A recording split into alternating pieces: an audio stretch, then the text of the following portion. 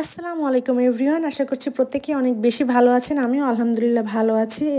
যে যেখান থেকে আমার ভিডিওটি দেখছেন সবার জন্য অনেক অনেক দোয়া এবং ভালোবাসা রইল।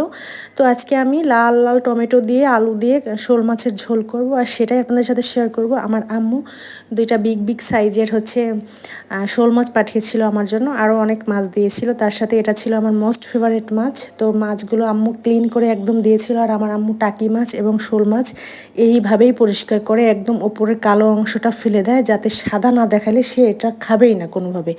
যাই হোক, তারপর আমি মাছগুলো কেটে নিয়েছি। এবার আমি টমেটো দিব, টমেটোগুলো কেটে নেব। টমেটোগুলো আমার এত বেশি পছন্দের ছিল কি বলবো, টমেটোগুলো একদম টসটসা ছিল, পাকা ছোট্ট ছোট্ট বেবি বেবি টমেটো ছিল, মনে হচ্ছিল কাঁচাই খেয়ে ফেলি। তো এবারে আমি টমেটোগুলো কেটে নিব। তারপরে পেঁয়াজ কেটে নিয়েছি, আর মাছের ভিতরে আমি আলু দিব, সেজন্য আলুগুলো এভাবে কেটে নিলাম, যেভাবে আমরা মাংসের ভেতরে দিয়ে থাকি খুব সম্ভবত।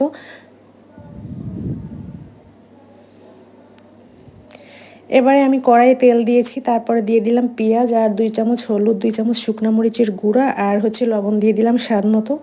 দিয়ে একটু হালকা ভেজে নিয়ে আমি এখানে 2 চামচ দিয়েছি আদা, জিরা আর রসুন বাটা। তারপরে দিয়ে দিয়েছি এখানে টমেটোগুলো, দিয়ে এবার সুন্দর করে কষিয়ে নিব। তারপরে দিয়ে দিলাম আলু, এবং আলুগুলো দিয়ে খুব ভালোভাবে সময় নিয়ে কষিয়ে নিব। তারপরে এখানে আমি আস্ত কাঁচামরিচ দিয়েছি 4টা।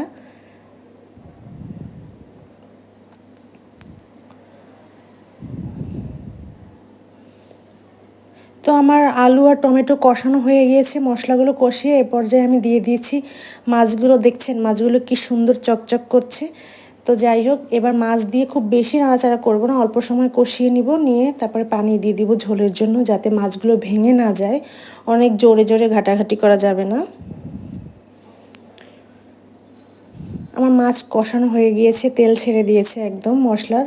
এ পর্যায়ে আমি ঝোলের জন্য পানি দিয়ে দিব। আমি একটু ঝোল ঝোল রাখবো, এই জন্য বেশ অনেকটা পানি দিয়েছি। আর আমার কাছে শোল মাছ টাকি মাছ ভুনাও খেতে ভালো লাগে, আবার অনেক সময় ঝোল খেতেও ভালো লাগে। তো আমি একটু হালকা ঝোল ঝোল রাখবো, সেই জন্য পর্যাপ্ত পানি দিয়ে দিয়েছি। আমার রান্না কিন্তু অলমোস্ট শেষের দিকে।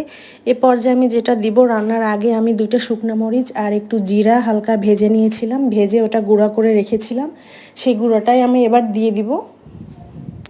আর এটা দিলে অনেক সুন্দর একটা ফ্লেভার আসে। লাস্টে দিয়ে দিব ধনিয়া পাতা, যেটা আমার অনেক বেশি পছন্দ, বাসার সবার অপছন্দের। যাই হোক, তারপরও আমি এটা মাঝে মাঝে ট্রাই করি, দিই, যত যাই রাগ করুক সবাই। তারপর এই যে আমার মাছের রান্না কিন্তু কমপ্লিট। কেমন হয়েছে আমার রান্নাটা জানাবে কিন্তু সবাই। ভালো থাকবে, আল্লাহ হাফিজ।